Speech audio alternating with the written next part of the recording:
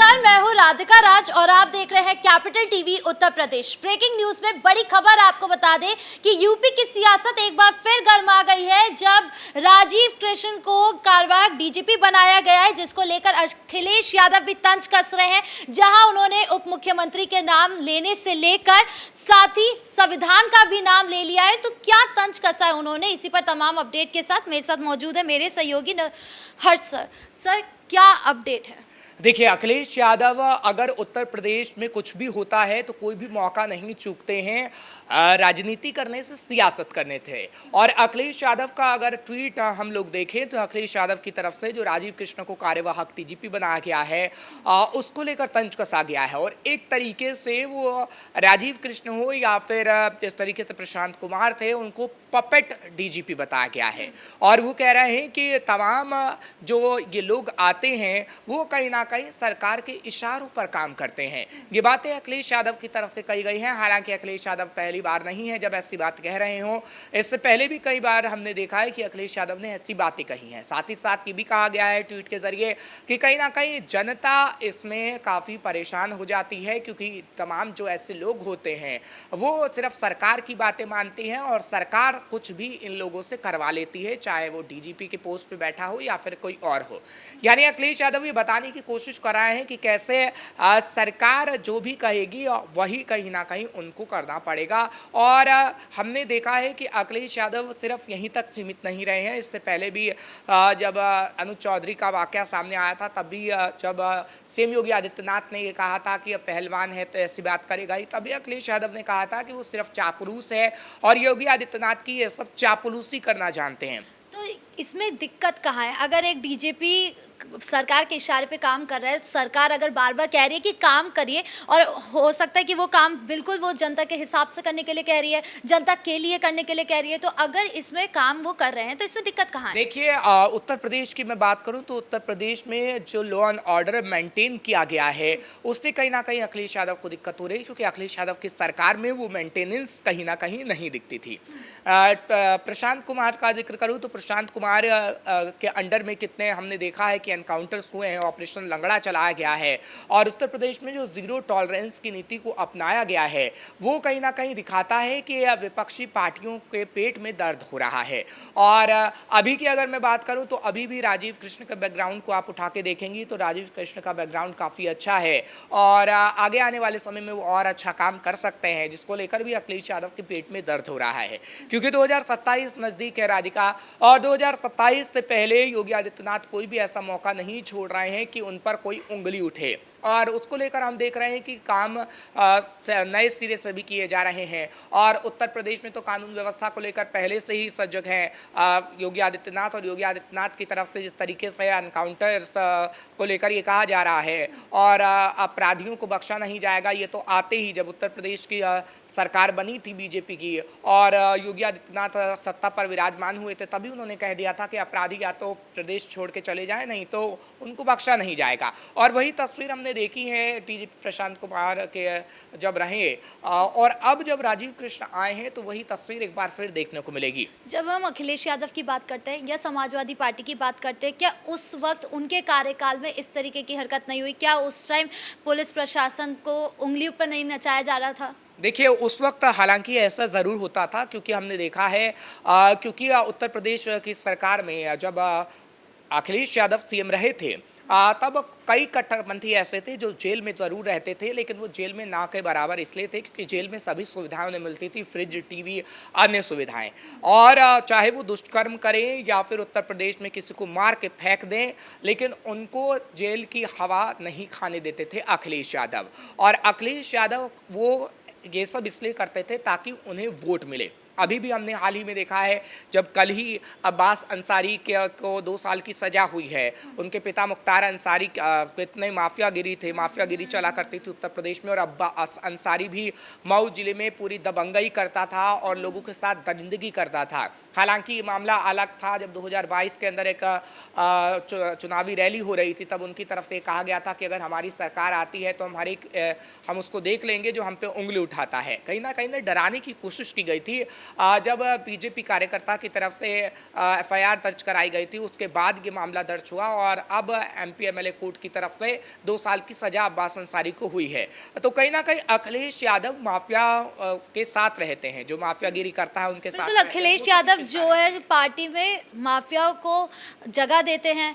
लगातार हम देखते हैं कि सांसद वगैरह फंसते रहते हैं इन्हीं मामलों के चक्कर में कि कहीं पर उन्होंने गुंडागर्दी करी, कहीं पर उन्होंने अपमानजनक बयान दिया। लेकिन जब हम यहाँ की बात करते हैं, बीजेपी की बात करते हैं, मुख्यमंत्री की बात करते हैं, तब यहाँ पे ज़ीरो टॉलरेंस नीति के तहत बहुत सारे ऐसे कार्रवाई करी जाती है। प्रदेश में जो है अपराध को कम किया गया है। जब हम समाजवादी पार्टी की बात करते हैं तो अपराध काफ़ी ज़्यादा बढ़ गए थे। तो ये सारी चीज़ों को देखने के बाद भी अखिलेश यादव ये बात क्यों कह रहे हैं कि डीजीपी को बनाया या जो भी किया है ये पपेट की तरह काम कर रहे हैं? देखिए, अखिलेश यादव सिर्फ राजनीति करने की कोशिश कर रहे हैं, या तो लोगों को भ्रम में डालने की कोशिश कर रहे हैं या फिर घुमा फिरा के वो बात कह रहे हैं।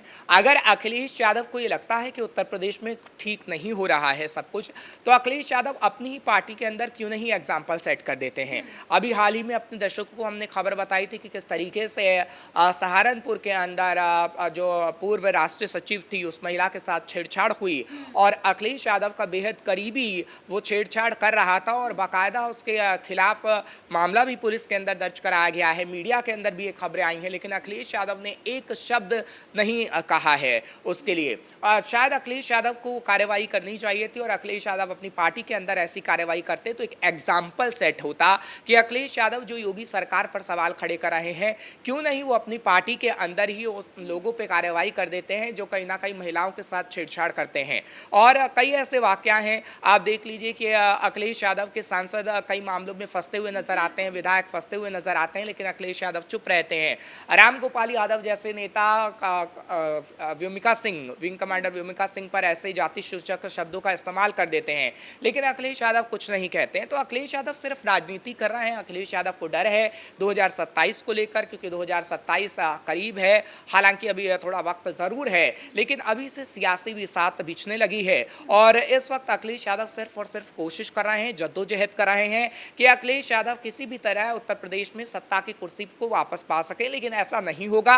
अखिलेश यादव इस वक्त सिर्फ भ्रम की राजनीति कर रहे हैं, लोगों में भ्रम फैलाने की कोशिश कर रहे हैं। अगर ऐसा होता राधिका, क्योंकि देखिए ना, महाकुंभ को लेकर झूठी वीडियो प्रसारित की जाती है और अगर बात यूपी की कानून व्यवस्था की करें तो जब एनकाउंटर ऑपरेशन लंगड़ा चलाया जाता है तब भी कई ऐसी झूठी वीडियो होती हैं वो प्रसारित कर दी जाती है अखिलेश यादव के सोशल मीडिया अकाउंट से, या फिर सिर्फ ये कह दिया जाता है कि मुसलमानों पर ही कार्रवाई हो रही है।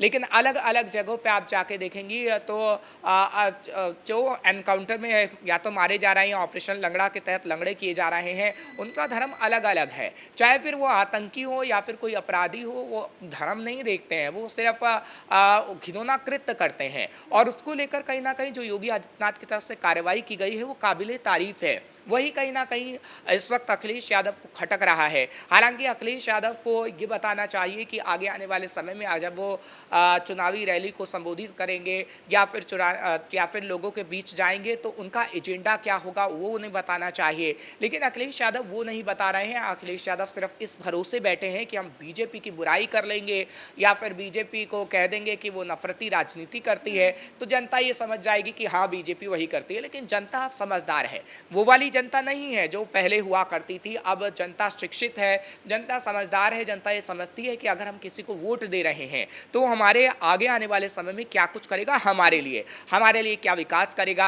अगर ऐसा नहीं होता तो शायद योगी आदित्यनाथ दोबारा से कुर्सी पर विराजमान नहीं होते। 10 साल से जो हम देख रहे हैं कि सूखा है समाजवादी पार्टी के लिए उत्तर प्रदेश में, अब क्या समाजवादी पार्टी के लिए हरा भरा हो पाएगा उत्तर प्रदेश में, तो इसका जवाब ना में ही मिलेगा। क्योंकि इस वक्त अखिलेश यादव के पास कोई ऐसी रणनीति नहीं है।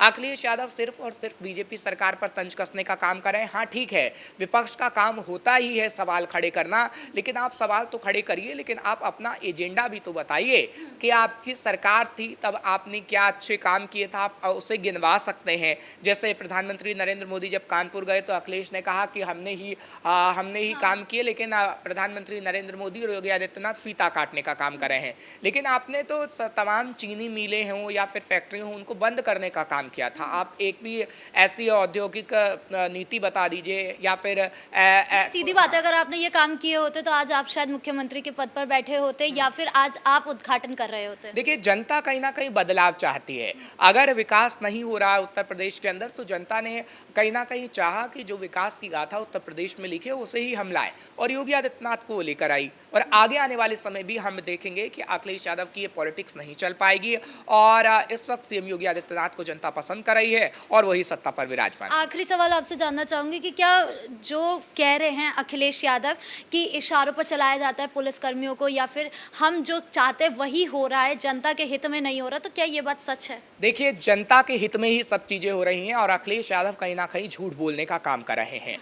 हम बार बार ये कहते हैं कि उत्तर प्रदेश में जब आप चाहेंगे तो जीरो टॉलरेंस की नीति जो योगी आदित्यनाथ की चली है उससे कहीं ना कहीं अपराधियों में खौफ है। और जब योगी आदित्यनाथ ने बोला था कि अपराधी या तो अपराध ना करें या फिर उत्तर प्रदेश छोड़ के चले जाएं, तो खुद अपराधी गए थे थानों के अंदर और ये कहा और उनकी तरफ से बाकायदा ये कहा जा रहा था कि हम आगे से ऐसा नहीं करेंगे। तो अपराधियों में खौफ है।